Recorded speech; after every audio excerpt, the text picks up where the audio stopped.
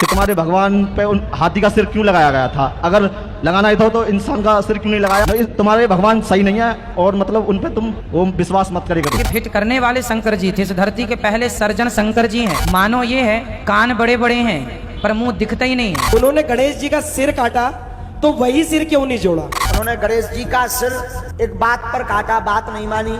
कि हिंदुओं के इतने सारे भगवान हैं, ढेरों भगवान हैं, कहीं हाथी भगवान है, कहीं पे गाय भगवान है, कहीं पे बंदर भगवान है। किसी ने मुझसे ये पूछा था कि आपके जो भगवान है गणेश भगवान, अगर मानो कि तुम्हारे भगवान पे उन हाथी का सिर क्यों लगाया गया था? अगर लगाना ही था तो इंसान का सिर क्यों नहीं लगाया? और इतनी बड़ी चीज उनके गले में कैसे फिट हो गई?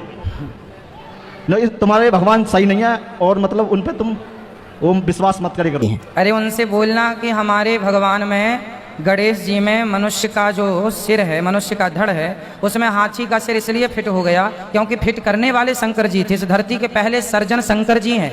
सर्जन मतलब सबसे पहले बड़ा ऑपरेशन करने वाले, है ना? समझ रहे हैं? शंकर जी ने ऑपरेशन कर दिया।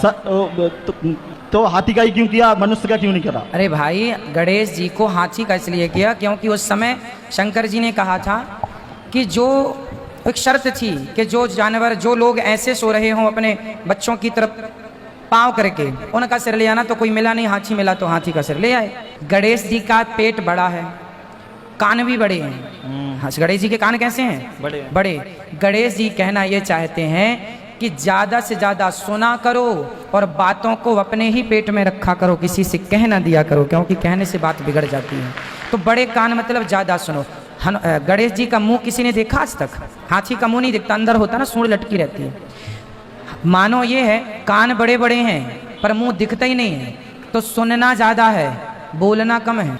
बोले हमारे यहाँ हर देवी देवता का एक साइंटिफिक कारण है कि त्रिलोकीनाथ भगवान शंकर जो सब चीज संभव कर सकते हैं, उन्होंने गणेश जी का सिर काटा तो वही सिर क्यों नहीं जोड़ा?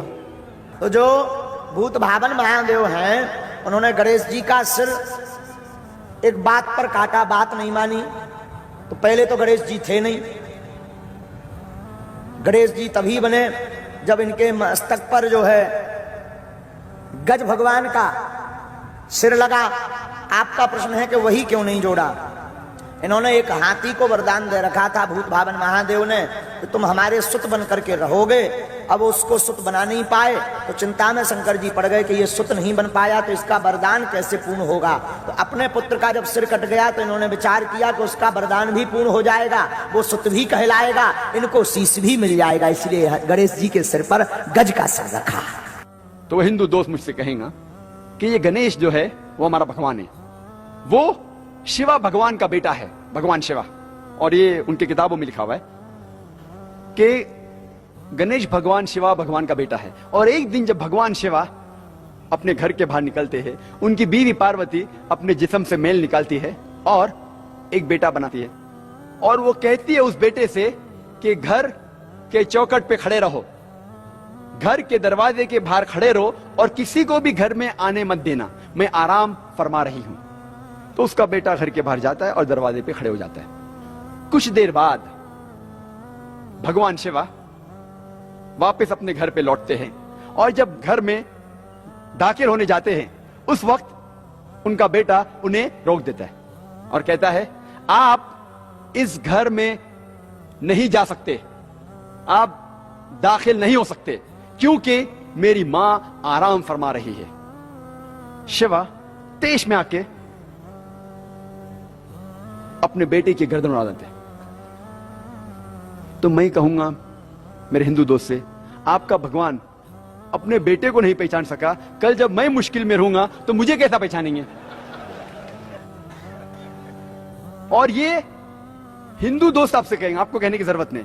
और ये कहानी आगे बढ़ती है कि भगवान अपने बेटे का सर इतना दूर उड़ा डालते कि वापस नहीं लेके आ सकते, तो लोगों से कहते कि पहले जानवर जो नजदीक में आएंगे आपके, उसकी गर्दन उड़ाओ और मेरे पास लेके आओ। तो पहला जानवर जो उनके सामने आता है वो है हाथी। तो हाथी की गर्दन उड़ाते और शिवा के पास लेके आते और भगवान शिवा अपने बेटे के सिर पे लगाता है और वजूद में आता है गणपति, एक लड़का जिसके सिर की जगह है हाथी का सिर।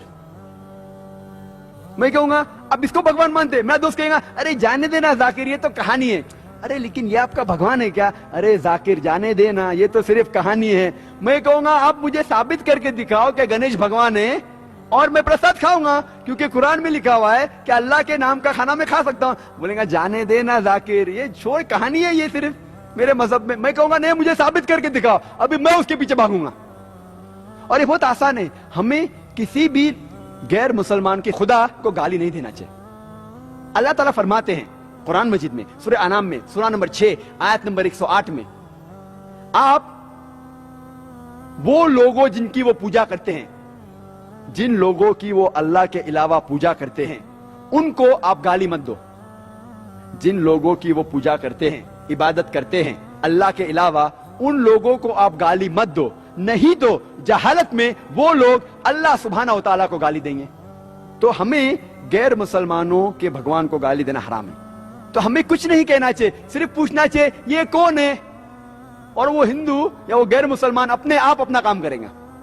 आपको उन्हें बुरा भला नहीं कहना चाहिए, इस्लाम में इजाजत नहीं है। लेकिन ये तो पूछ सकते कौन है ये, आपका गणेश कौन है, आपका भगवान कौन है? मुंह तो खोलो। हम मुंह खोलने से डरते हैं। और मैं जिस शहर में से आ रहा हूं, बंबई, आपको शायद पता होगा उसकी फिजा कैसी है, पर अल्हम्दुलिल्लाह सुम्मा अल्हम्दुलिल्लाह, ये गैर मुसलमान मेरी और इज्जत करते हैं। ये गैर मुसलमान जब मैं जाता हूं मेरी और इज्जत करते हैं। जब मैं जाऊंगा एयरपोर्ट के थ्रू, देखते ओ जाकिर साहब आए, वो इमीडिएटली ग्रीन चैनल के थ्रू जाने देंगे। जब मैं जाता हूं दुकान पे डिस्काउंट देते, कुछ लोग फ्री भी देते। अल्लाह की बात करने से किससे डरना, हक की बात करने से क्यों डरना?